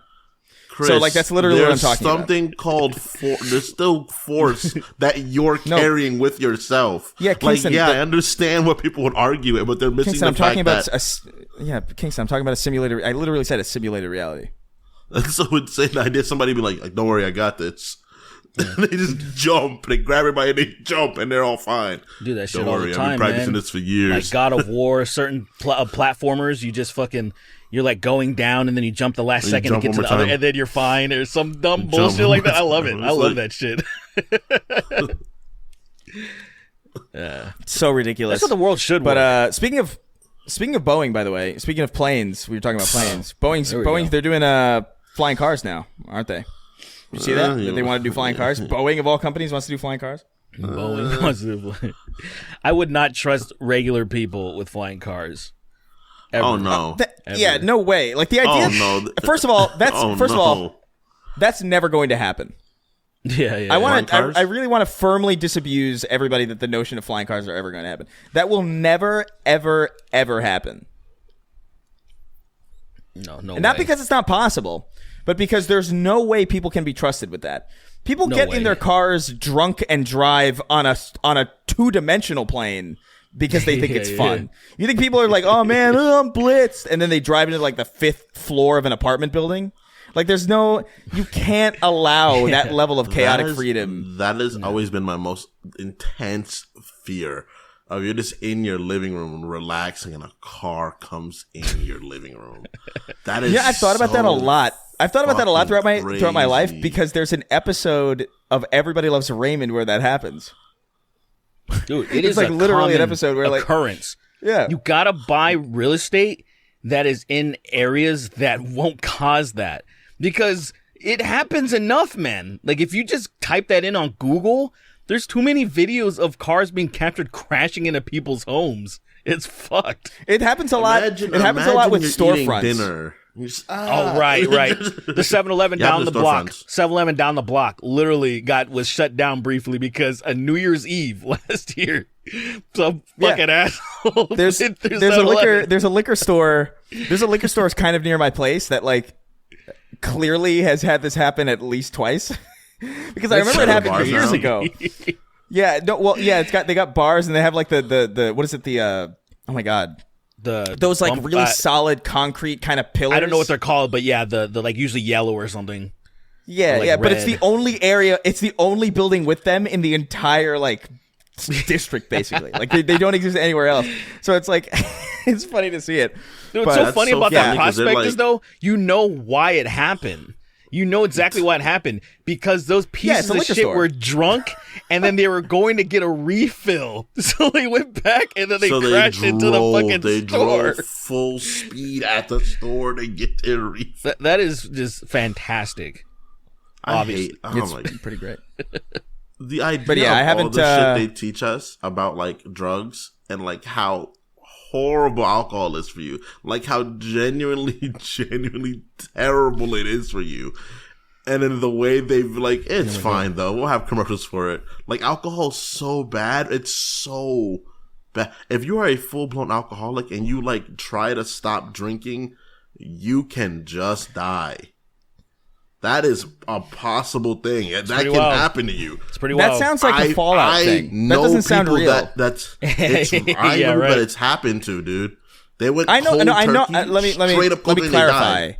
Let me clarify. I know it's real. I know of people. It really does not. It really does not sound like it sounds like a Fallout thing where it's like, oh, I haven't had my fucking rat away. Shit, my ready to come. I can't. Oh shit, I'm coming. Black sludge. Oh shit. Hi, I literally, come. Like they just stop. The people just stop and they die, and it's like, yeah. Yeah. I wish more of them would just, do.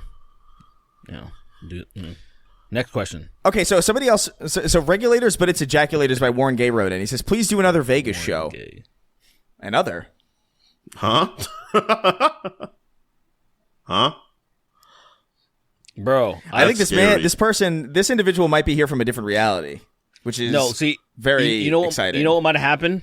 So I did What? I answered a lot of questions on the extra ammo. Extra ammo. And I mentioned, because somebody said that they tried DeLucia's Pizza, which I live by one. I don't think it's a chain as far as I'm concerned, so I thought it was just this place. And so he said it was good, so I was like, oh, do you live in the area? And then I said, I remember we talked about doing a Vegas show once with Sacred Symbols, but that never panned out. That never happened. And then I said something about it would be cool to do a Vegas show, but I never said we did one. So maybe he just kind of, right. Yeah, it was just a mistake or like that. Cause I can be honest, I fucking hate Vegas. it's all right. I mean, the Strip is stupid. I don't care about the Strip, but it's all right. You know, I mean, it's one of those things that you only would like Vegas if you live nowhere near it, and you're like, I want to go experience Vegas. And then other than that, once you've experienced it, you're like, cool, and then you kind of, you don't need to go back. Yeah, I'm full. I'm full on. I want to get a bunch of strippers and I want to fight them. That's about it. You I want to get a bunch of prostitutes honestly, and beat them I'm up. not even. I'm not even Consensually joking. fight them. I think how little I care about Vegas is the reason why I never finished New Vegas. Oh, it's interesting. I actually genuinely think that's why I was like, I don't care about this place even slightly, and I don't want to be here. I don't want to be here. You know what? You just reminded me, dude. I keep breaking these games. I didn't finish New Vegas because I broke it too.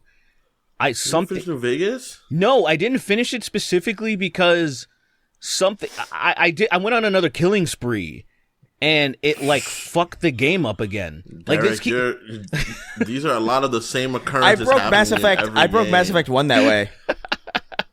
Mass Effect 1 I broke that way in the fucking snowy facility. Oh yeah. When you're chasing everybody? fucking. No, I didn't. I walked into a room that I wasn't supposed to be in, and then they all started like, "You're not supposed to be here," and then they shot me. They shot at me immediately, so I fucking defended myself. And then I ended up in a situation where my last save was fucking ages ago, and I'm like, I'm not doing this. I'm not doing all this again. So that's the furthest I ever went in Mass Effect 1. That's but hilarious.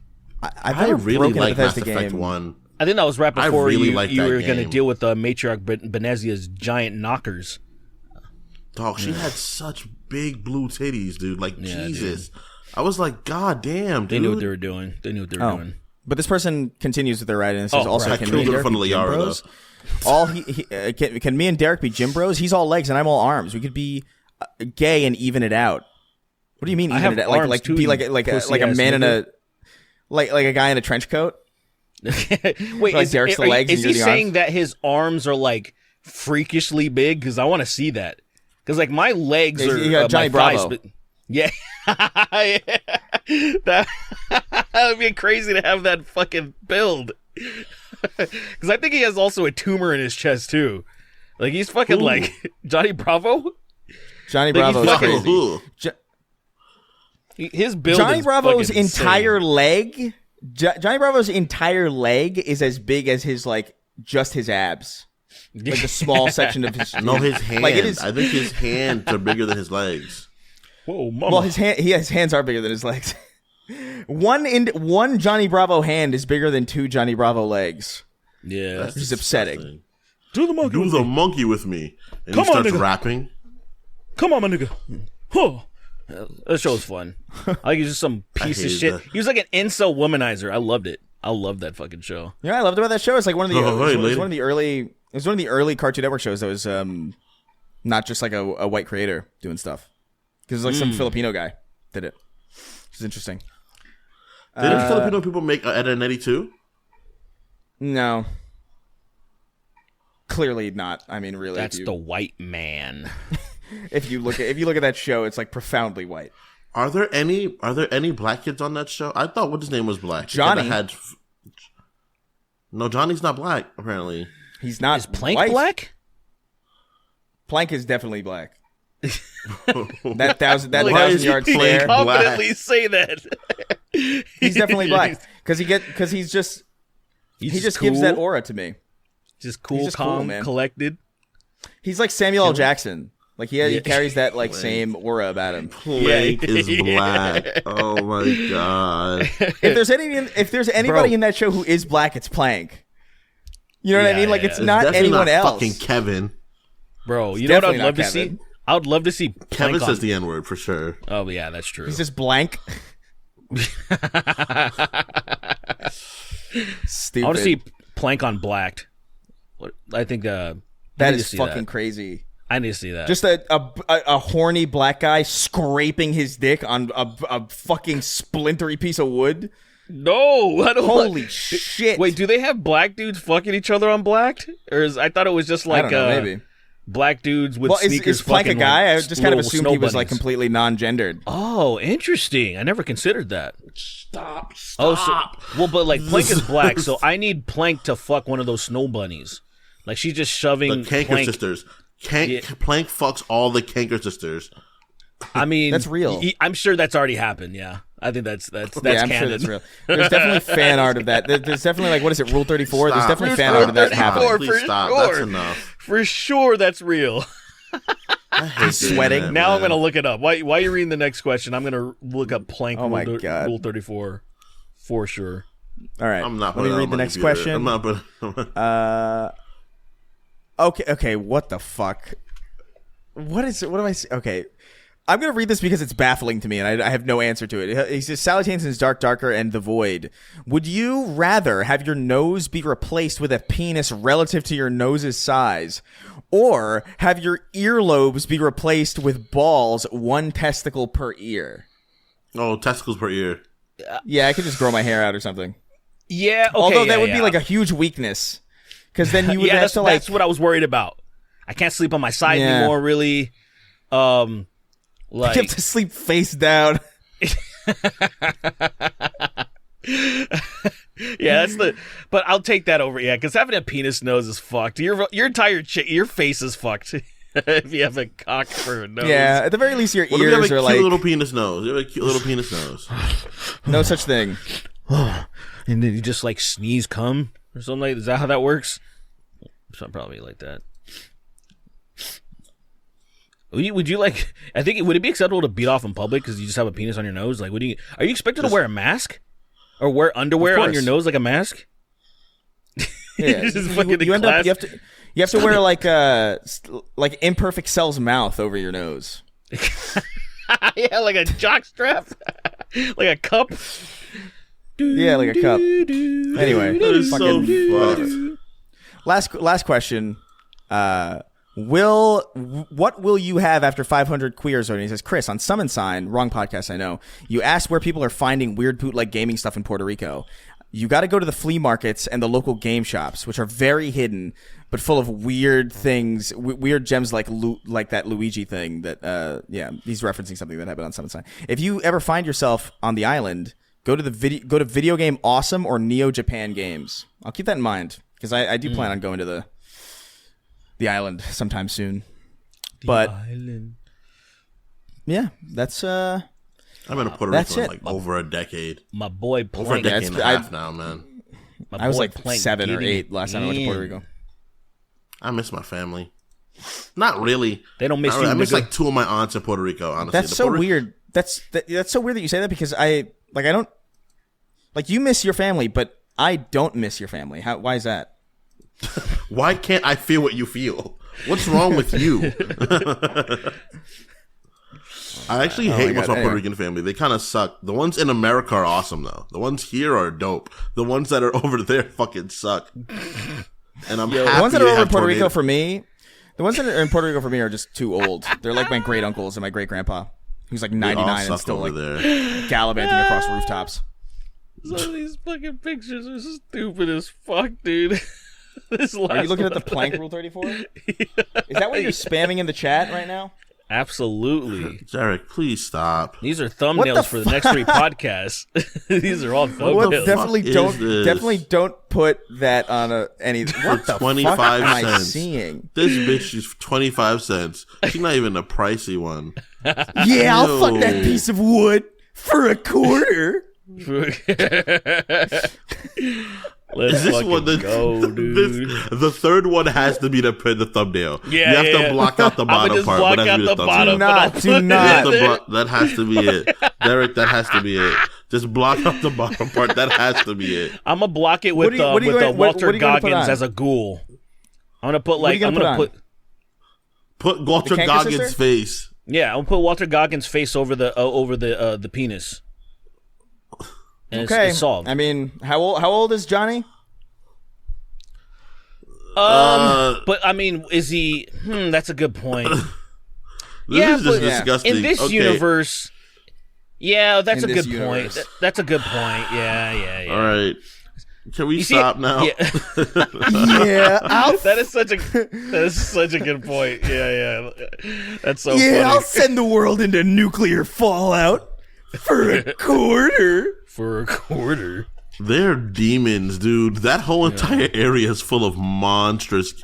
The only kid that's not bad is Jimmy. Jimmy is the only decent person there. Double D's not a bad guy. Double D's not a bad guy, but Double D follows the bad rule. Double D will do fuck shit because he'll follow. Ed, why have you unleashed Ebola onto the cul-de-sac? Ebola. Like Double D will follow, and like same thing with Ed. Ed is not a bad guy either. I thought it'd be fun, Double D.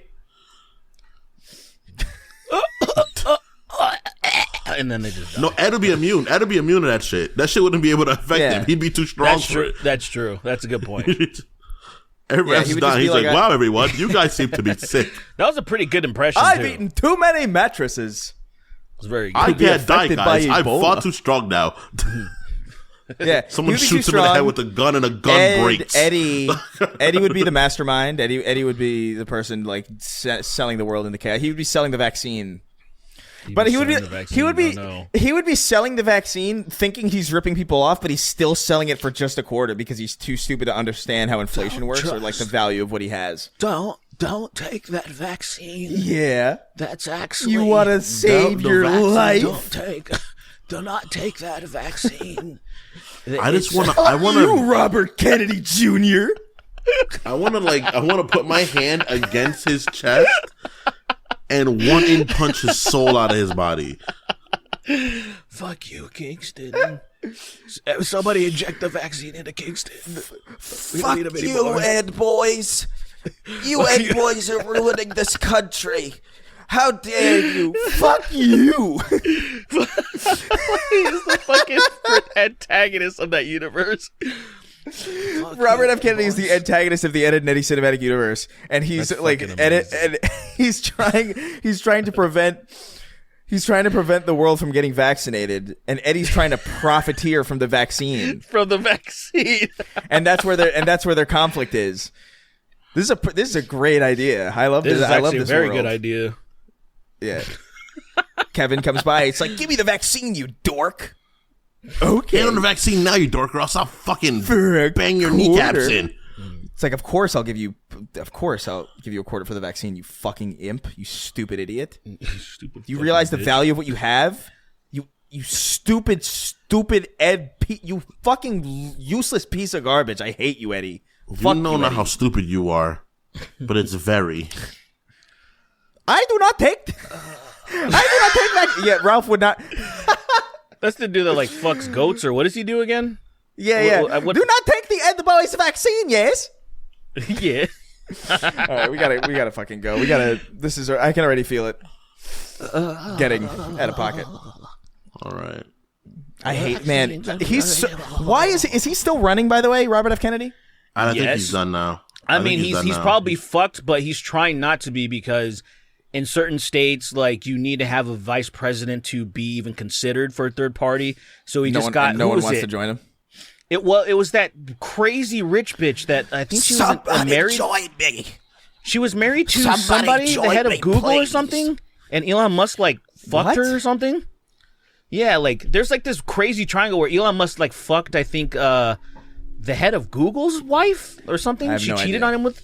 So yeah, there's some crazy weird rich shit, and then Elon Musk like got on his knees and begged her for forgiveness. It was crazy, like real shit. It may not be Google. I have to verify. Imagine Robert F. Kennedy orgasming with his voice. You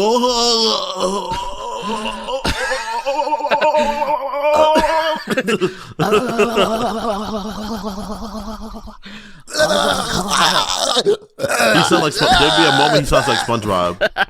There'd be a solid moment where he sounds exactly like SpongeBob. Baby, I'm gonna come. I'm shooting rope. I'm roping. I'm coming. I'm blasting rope, nigga. I'm blasting rope. Is that Robert F. Kennedy coming? Is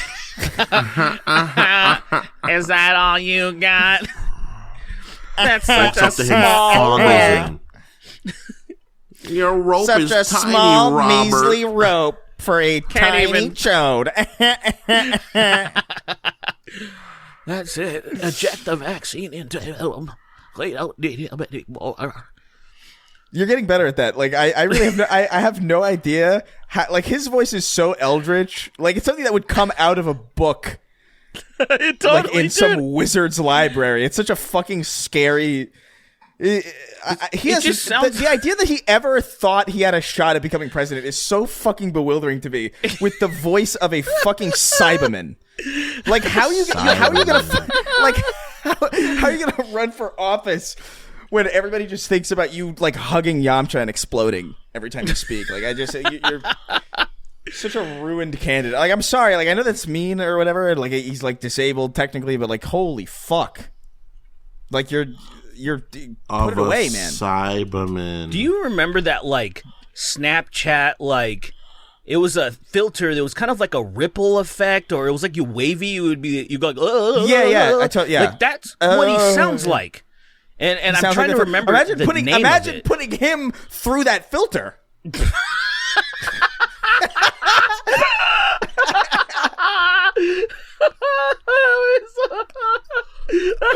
Guys, we gotta go. Be? I don't want to do this no more. I'm leaving. I'm leaving. Let's go. You know when when you're trying to screen record and you put the device in the same and it's like forever. It's like a forever fucking recording. An infinite loop. Yeah. Just him blasting, dude. Him soaking somewhere. Anyway, let's get the fuck out of here. Let's get out of here. It's sweet. Thank you guys for listening. Thank you guys for listening to the podcast. God, it always goes out of pocket at the end here. So who's reading? Am I reading them now, Chris? You want me to do it? Yes, you are reading them. Good luck. All right, these are $25 patrons. let me count you down. These are our $25 and up patrons. From you go over to patreon.com/snarktank, early, ad free, all that stuff, all that jazz. You can get your questions right on the show. Read the instructions. So counting you down. 3, 2, 1. I'm about to come, splat, splat. The Home Depot's day laborer who touches my son. How much for Chris to tattoo my name on his cock? Miguel O'Hara's transparent pussy. What will you have at 500 queers? The first thing first, I'm gay and I love giving dudes head. I'm fired up and tied up 9 dudes in my bed. Ball reaver. That's so stupid. Hot. Tiananmen pussy in front of, in this life or the next. I just got a full-time job milking hot sweet piss from Sween's big bulbous boy tits. Nice. I'm fucked in Florida. Say what you will, cunts. What's called? Wipe me down cause I'm covered in cum, Lil Boozy. Gay Pim be like, hooray, Charlie. They drew 34 of us fucking Charlie. Hooray, Charlie. They drew 34 of us fucking Charlie. It's on all gay furries porn sites, Charlie. Chris can't even finish a tier list series. Big Meaty Stinks. Andy the man whose hand jobs are S tier and dandy. Goofy and his cartoonishly large dog cock.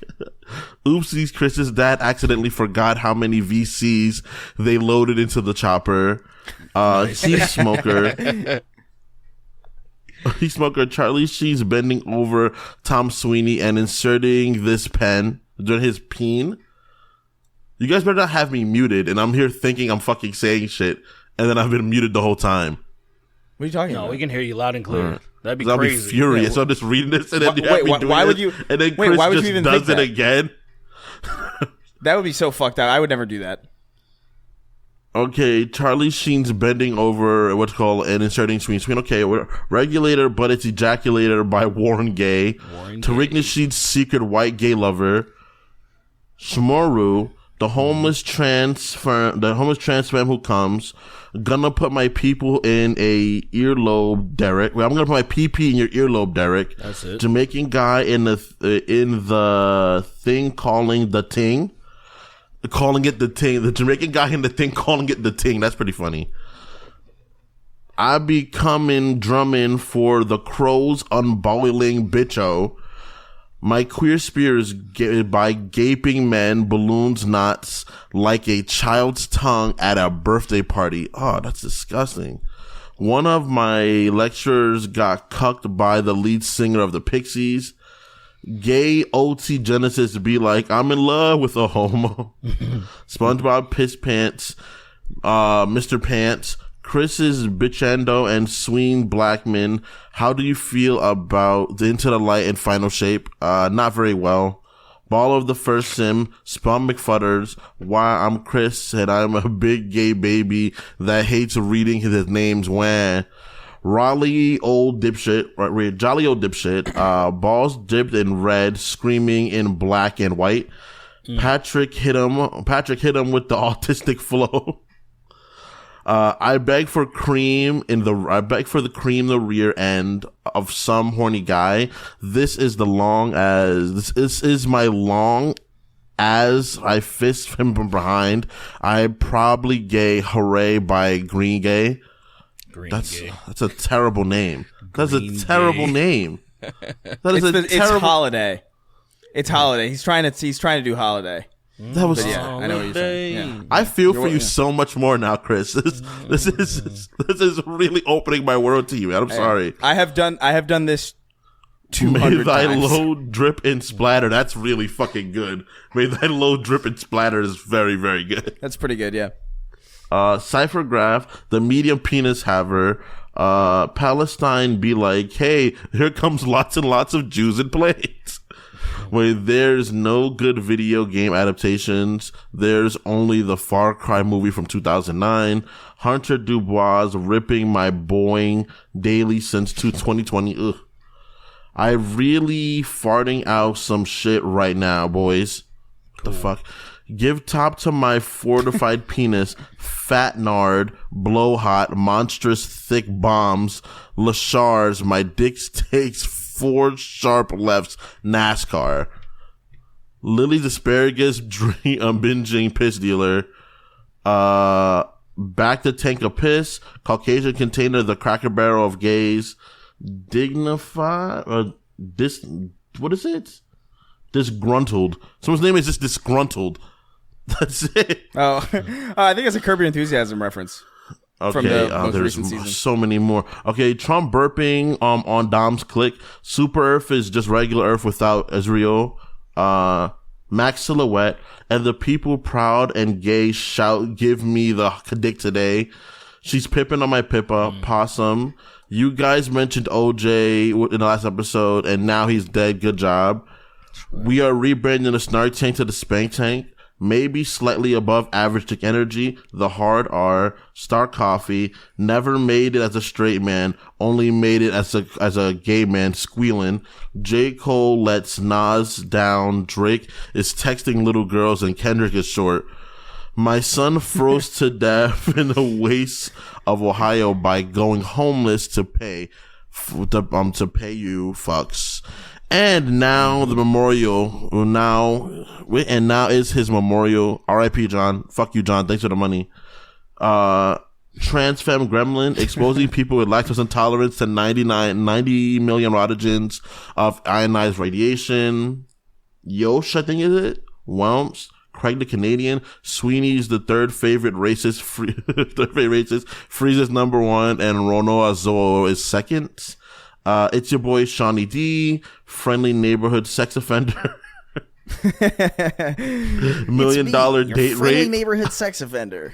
3XO watching Brio steal foreskins in broad daylight only to put them in a jar of formaldehyde. The homeless cat that Shane Dawson impregnated, slurping, stroking, smoking, joking. Emoticons going like this. Nice. Drip MH, the Lord of Homeless Drip. Break, beating off, jerking off, jacking off, masturbating, coming, sperming, busting, creaming, jizzing, shooting, roping. Zoom Man Milk, Obi Won't You Blow Me, Jackson Vermin, Litmus Test Tips, Learning What the Hard R Means, Kremlin to Gremlin, Hey Derrick, who sucks the best dick out of the group? It's probably me. I'm gonna steal your bones. DSL. You know it's something. You know I'm something of a piss drinker myself. Pizza Times Gay Summon Pepperonis, Pete Osborne. Zoo by Denzel Fury. I want it. I'm gay by the gayest boys. Grenus Kong voice M. What is it? Voice LM over here stroke. Oh, Angelicron's voice. I'm over here stroking my dick. I got lotion on my dick right now. I'm stroking my shit. Wage Slave 583, a sad guy from Michigan, telling the boys I'm not gay. It's not gay giving sloppy top to a lazy couch style and taking back shots, but I'm secretly crossing my fingers. Okay, that's wild. The Pepini Boys presents Master Roshi Flow. Call my dick the Turtle Hermit because it's only bigger when it's shooting Kamehamehas. Donkerson, Yo Kingston, pause. No, this is literally what the name is. My name is, I see. Installing a faulty Neuralink in Chris's head that plays Thunder on repeat. You gotta pay the tolls, throw to get into the boys' hole. Gate 6. There's so many. There's so fucking many. Yeah. All right, let's get through this. Probably actually going to get excited by being too poor, but at least I'm getting a stupid name read. Derrick, I think you'd find more conservatives who would be receptive if you offered them the same understanding. You just, man. Shut up, you stupid ass, punk ass, nigga ass, punk ass. Dude, the amount of conservatives I've talked to over the years, 5+ years and stuff like that, then the ones that fucking just continue to grift, they went to further and further right and went crazier and crazier. I need a break. Thank you, Derrick. Like my nigga, like to ignore all the other years that I existed on the internet as if I haven't been cordial and talked to many of those people is fucking crazy. And it's like now I choose not to talk to those people anymore because they're obvious grifters and they suck my dick. So that's all I got to say about that. And if you ever want to talk to me personally, I can tell you why they're grifters and why you should be embarrassed by listening to these motherfuckers that are maximizing their profits and lying to you when it's easily fact checkable shit. But thank you for being a patron though. Like I do respect. I respect everybody until they are proven grifter pieces of shit. I know you're not, but I respect you and give me money. I don't care if you're a grifter or not. Thanks for the money. I'm going to use it Colin's to, really I don't know. I'm using it to fund Colin's gay really people. The only person who I've met that's even remotely conservative that doesn't strike me as like completely unreasonable. Right. I know those people like that on the ground level. It's people that are these entertainers, these pundits. They're in it for once they get a taste of the big bucks, they go crazier and crazier. Because I don't know. You know what actually I think it is? You know what I think actually it is philosophically? I think when if a conservative is even slightly entertaining, they will use that as a means to make as much money as possible because there really aren't any like principles tied to it. And because it happens so infrequently. Whereas like I feel like if somebody's like left leaning and they're entertaining, they're probably generally doing it for like the genuine art of it. Or like not obviously. Well, like often if you're left leaning, you're very entertaining. Usually some sort of fucking silly. You're doing something like a lot of times. I think you could do a mathematical study where like I think like that's probably true for like maybe like a majority, like maybe like 60% of people. Like I feel like that might apply to on either side. You know what I mean? I wouldn't be surprised at people. When it comes to like people that are left leaning, a lot of times they take a pay cut when they dive into politics versus what they could be doing. Like artistically, I think a great example that is Sam Cedar. Sam Cedar running the Majority Report, who is a writer and actor. And he took a backseat on that stuff to focus more on politics and makes considerably less money. Like they'll do things like that where people like there will be oil tycoons, big oil money that backs the Daily Wire, and people make tens of millions of dollars diving into politics on the right. There is no machine backing people on the left like that. Like tell me that machine, because I would. That would be cool to get involved because I wouldn't feel awful. That shit. I would not feel bad taking their money. But I would feel bad taking an oil tycoonist money. That's why I don't do it. 100% do that shit and just talk to conservative people and have conversations with them and make fun of them. I would 100% be that person for the left. Just be the person that would just go around spouting my fucking like things, like my politics, political views, and then getting a ton of money without doing anything crazy. I would 100% do that for the left side. But they don't exist. They're not real over here. A huge machine backing people like that, the best way you can do it is get people backing you. Like, say, Hassan, for example, controversial as he is, he's backed by his viewers. He makes money through viewers. He doesn't have these large contracts from this big fucking faceless corporation that's pumping tens of millions of dollars to him. And, like, say, that's on the right a lot. People say, oh, people are grifting on the left. I'm like, nigga, the money's on the right. It's always been there. The NRA, the oil tycoons, the fucking pharmaceutical companies, they're giving them tons of money. They make so much money. And so it's like, I understand it. At a certain point, you kind of want to be like, I don't care about people anymore. I'm going to do me and fucking become rich and then secure myself and my family, even though, and you throw your morals out the window. And I'm like, I get it. I don't like it, but I understand what happens. I'm trying to read one of these names. Draz Ganik? What the fuck does that mean? Close enough, man. What the fuck does that mean? Using a turkey baster because I hate gay sex. Help, fuck. The dumbest lesbian. They're coming. Lots and lots of dicks and balls. I went homeless paying Ian Miles Chung to swat Chumba Casinos guy. That's crazy. John Strickland. Who's winning the twerk off between Tom Sweeney and Kingston? Place your bets below. Definitely Kingston's winning that. Merck's 1898 or 1889. Can we call you the way the puppets bite it? Wait, can we call the way the puppets bite? Can we call the way they puppet Biden around weekend at Bernie Sanders? All right, you nailed it the third time. That's so bad. The first Church of Keith David presents Weekend at Sweeney's, the podcast. The second Church of Keith David featuring being better than the first Church of Keith David. Priazo, Blake 896. I am damn near choked to death laughing hearing Sweeney say that he thought the Ku Klux Klanmen were dressed like the Power Rangers in episode 222. They really look alike. Chris trying to read a That was mean. Wearing a sock during sex to keep these piggies off the wiki feet. That's crazy. Alaskan oil filled trash. Texas tater salad. Fagalius. Sue Hulk. Tickle my ass hairs. Nicky Ziggy. I want to test Chris's dyslexia. Ginger. You almost did it. Whoa, you he did almost did it. That's so I'm funny. also dyslexic. More than Chris, because Chris never fell for it. Because he knows the trick. I didn't know the trick. It's amazing. They've been trying to trick him for a while. I feel like Chris read that question like 20 times before. Ginger. There is no prep into this show. That is so My off piss the cuff. is thick like a gasoline slushy, and Lily chugs it. That's kind of weird. I don't like saying that. Not me saying that. It feels very gross. Good. Reinforce it. It's Live canon. action 9/11, Wicked 909, Sorry Miss Jackson, Badly Brave, Hugger Derrick, Duck Hunt, The Vegan Necromancer, what's called I Got Consent, Aetherian, what is it? Brogerian Punter, Melphis 1, finally rehabilitating and back in the saddle with 2 functioning hands. Congratulations. I'm glad you get your hands back. And last but not least, the chosen one, the king of haphazard.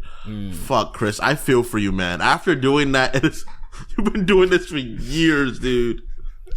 It's really You've been doing this for years. It is truly so exhausting that I sleep the rest of the day. So bad. But thank you guys. God. Thank you guys for watching. Sweeney's first time reading the names. It's fascinating. We'll see you next time. No one deserves this, bro. No one deserves it. No one deserves We got to this. treat you better. We don't treat you right as ever. Man, fuck that nigga. That's okay. I'm used to this. I want 7 pages of that shit, and I want him to fucking suffer. When we get more than 4 pages, we're just gonna show them. We're just gonna show them. It's just nuts. It's not respectable to anybody. I'll just have an AI do it. Just have an AI do it. That would be pretty funny. Damn, dude. That actually be pretty How fun. fucked up would that be? It would be fucked up. Well, yeah, it would. But it'd also be fun for at least for a handful of times, at least to see how the AI one episode, pronounces for the like, names. Yeah, that would be that would actually be a fun thing to do at least once every now and again. To get, like, an AI. It's like, let's see how just see how the AI can handle all these names and whether or not it'll actually like. 'Cause some of these is just like some of these are genuinely incomprehensible. Like actually. They're really insane that people wrote these down to me. I'm like, what the fuck? That's a name you would thought like, this would be a great name to have in some place. What I love about this only is that means we can directly interact, and they make those the names. I'm like, what the fuck? There's a meta narrative or a meta game to this that would because like nobody's just subscribed to one Patreon, generally speaking. Like they're either subscribed to no patrons or they're subscribed to like at least a handful, like maybe like 2 or 3. I love the idea that our audience is just polluting the name pools of other audiences. Of other people. So like you have like lists of like John Smith and like Danielle Wellington, and then you have fucking some of these. Yeah. Ejaculators by Warren Gay. Like it's the one where it's exactly. just like I Lily's asparagus piss drinker is like that has to be your only patron. Because everybody else will be like, what the fuck is this guy talking about? Shouldn't be. What is this guy? Nobody else has any thing Patreon tiers. Nobody else has any patron tiers tied to their name, though. So we can influence these people in a way that, like, nobody, because otherwise people just have them like scrolling at the end, or maybe they don't even have them at all. That's true. So yeah. That's very true. Who knows? For a while, my name was Werewolf Watson, and it was a fucked up picture of Paul Joseph Watson. And so that would be my name appearing on people's Patreon. It would be this fucked up picture of Werewolf Watson. That sounds actually amazing. Oh, man. All right, let's get the fuck out of here. Bye. Suck my dick, nigga. Suck my dick, nigga. Nigga, suck my dick, nigga. Nigga, suck my dick. Suck my dick, nigga.